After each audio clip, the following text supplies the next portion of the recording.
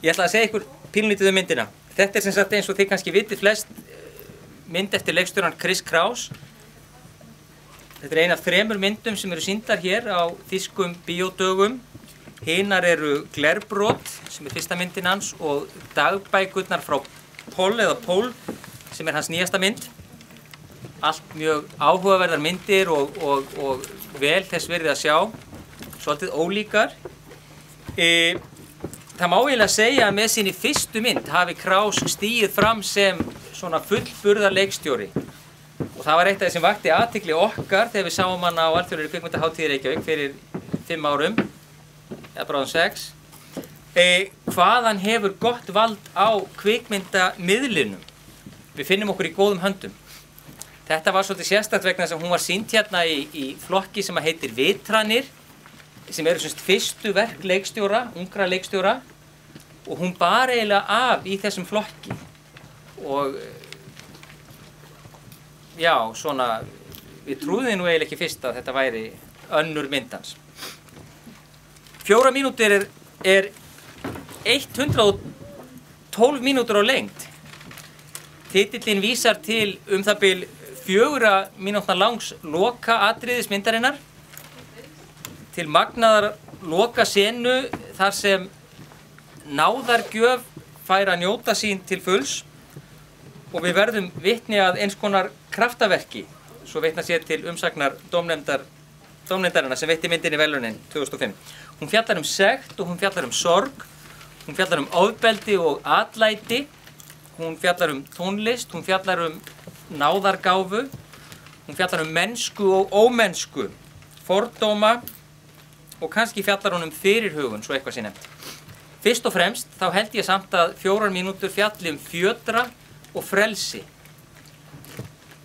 Það eru 2 söguhetjur, tónlistarkennari sem heitir Traude og fangi sem heitir Jenny. Og þær eru báðar fjötraðar. Jenny situr á bakvið lás og slá.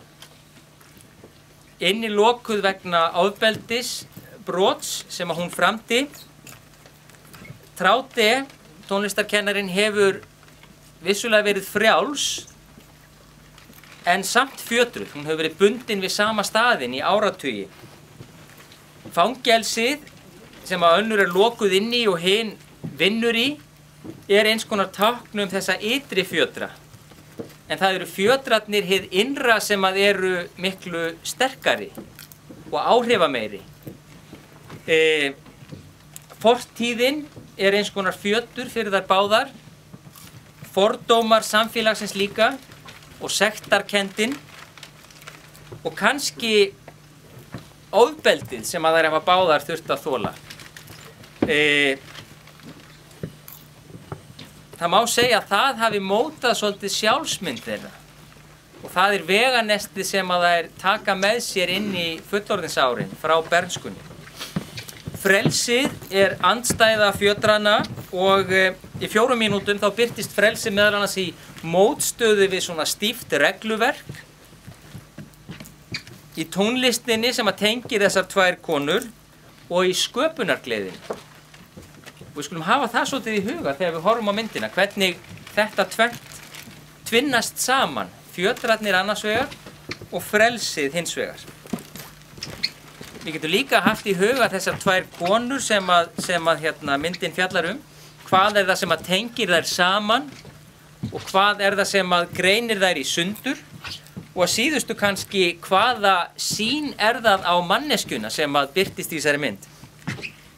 Það nefnilega þannig að ein af lykilspurningunum sem spurt, hún þessi: getur fólk breyst? Og þetta líka spurning sem að kemur fyrir í öðrum verkum eftir þennan leikstjóra til að mynda dagbókunum frá Pól. Og ég held að það sé áhugavert að velta því fyrir sér. Hvað segir myndin okkur þetta? Þetta var svona nestið handa ykkur inn í þetta áhorf. Ef þið hafið tíma til þess að sitja eins áfram á eftir, þá væri gaman að spjalla myndina. En ég ætla ekki að segja meira núna. Góða skemmtun.